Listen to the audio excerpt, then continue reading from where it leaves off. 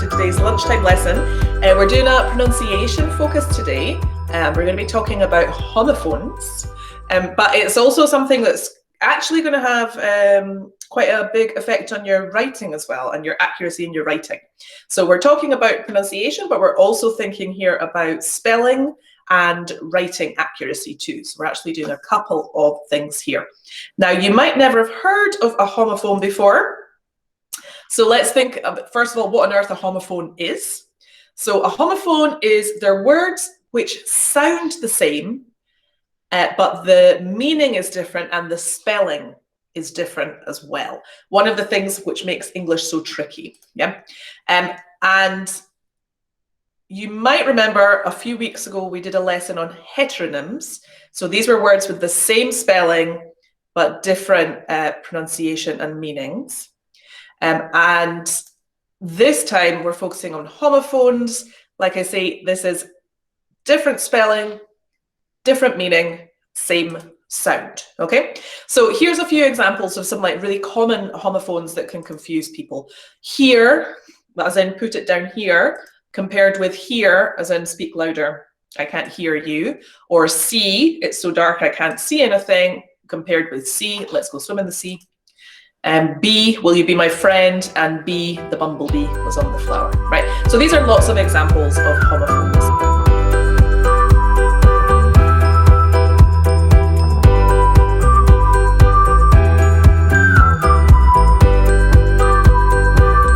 Understandably, they are confusing, yeah? And homophones cause problems for L1 speakers too. So for people who speak English as a first language, homophones can cause a lot of issues with spelling, right? And you'll see that especially with children when they're learning to write, they'll very often confuse words, okay? Because they sound the same. So of course, if it's difficult for L1 speakers of English, it is of course going to be really challenging, or potentially more challenging for L2 speakers of English. So if English is your second language, it's particularly challenging if you have a different script. Okay, so if you use a different kind of alphabet, it's even more difficult because you're already getting used to different kinds of letters that you have to understand and read. And then, of course, the spelling makes it even more confusing. So they can be quite a big challenge. And the other issue, like I mentioned at the beginning, is that homophones can actually cause problems with your accuracy in your writing. So if we use a word which sounds the same, but the spelling is wrong, that's of course going to cause issues with meaning and with your grammatical accuracy and also with your spelling. And if you're doing an exam, that's going to bring your marks down. And even if you're not doing an exam, if you're having to write a letter, for example, for work purposes, it's going to create a bad image, okay? So it's an important area for us to make sure that we can work with. It can also at times cause comprehension issues with your listening. So if you're hearing a word, but you don't know the other one, you're just like, why are they saying that word? I don't understand. It's because they're probably using a different one. So we're going to try it out, okay? I'm going to say a list of words, and I want you to write down what you hear me say, yeah? So get a pen and paper or open a document on your computer, whatever you prefer, and I'm going to go through this list, yeah?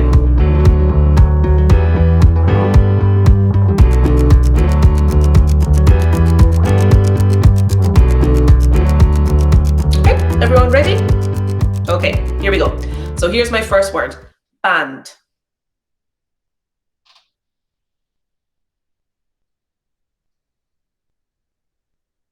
Number 2, aisle.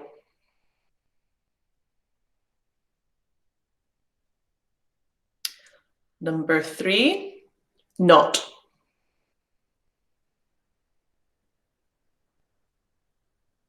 Number 4, right.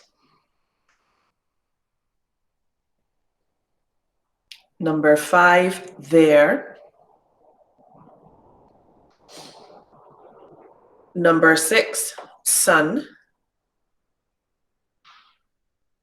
Number 7, past.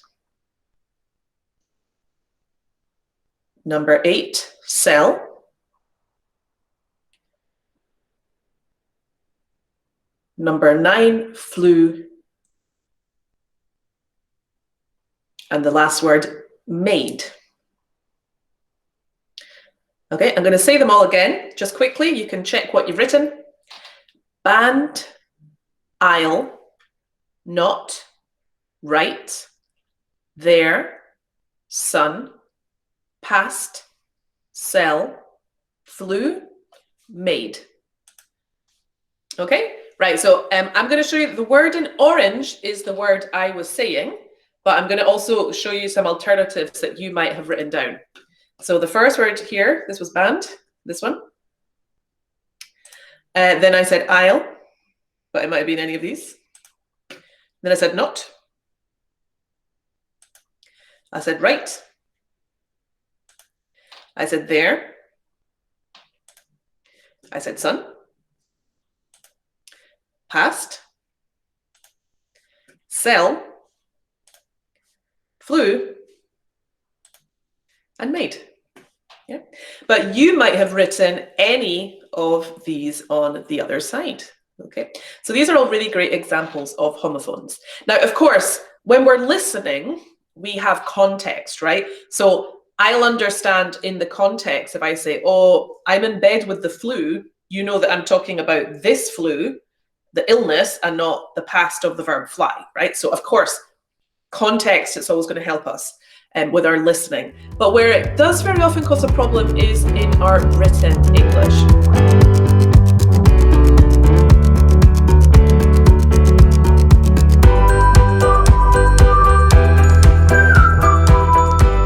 So really think about how these things can affect your accuracy, okay? And like I say, this is particularly important if you are preparing for an exam. So here I've made a list of some of the most common errors that I read when I'm correcting students' work that's related to this issue with homophones because they sound very similar. So here's a great example. It is and it's, yeah? So forgetting that, apostrophe here, to contract it is, and here we've got the possessive version. These three, right? There, possessive, there, they are, and there, it's over there, demonstrative. One and one, it's a very big one, a very common error. These three, two, two, and two, okay? So the preposition, the number, and the quantifier or the modifier. Whose and whose. So whose here being possessive and who is contracted.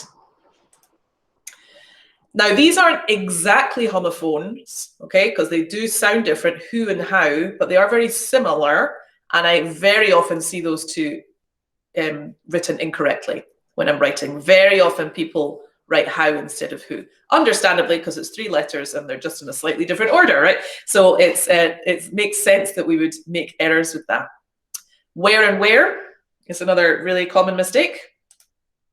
And plain, okay, is another one that I see quite a lot. Now, I really want to point out that a lot of these errors that I'm showing you here are errors that people who speak English as a first language make consistently, okay? So if you feel like, oh, you know, I'm rubbish at this, you're not rubbish at this. This is difficult. This one here, and this one here, and this one here, and this one here, okay? Those are ones the L1 speakers consistently make errors with, right? And it's not necessarily people that are not good at writing or not good at reading. It's mistakes that just get made quickly because people are writing quickly and they don't really think it through. Okay, so they are super common mistakes and they can be quite challenging. So let's think if we can do a few of these tasks. Okay, I'm going to show you a few exercises. This is a nice little thing that's on English Club. And they've got in their pronunciation section, they've got tons and tons and tons and tons of exercises on homophones. So if you want to have do more work with this, you can. I'll put the link in at the end, and you can find it. And I'll put the link into the comments of this video as well. All right. So just take a minute, see if you can match all of these. So for example, I would be here. So we should have these two here. Our. To, tail, and there. Yeah, okay. So that one was pretty easy. Let's try an intermediate level one now. Let's see if you can match these ones. So let's have a look at these then. So we should have flower, dies, fair, farther. Now this is interesting. So in my accent, those would not be homophones because I would say father and farther. But in a more RP pronunciation, received pronunciation, that'd be father and father, right? So they would pronounce them more or less the same. Fur and days, okay? And then let's try the last one now, guys. So this is our more advanced one. Let's see how you get on with this one. So let's have a look at these ones. So we should have censor, shoot, use, earns, symbol, and signet. Okay. So like I say, on this website here, you're going to find in the homophone section all of these. So if you want to do more practice of homophones, there's plenty that you can do from that link.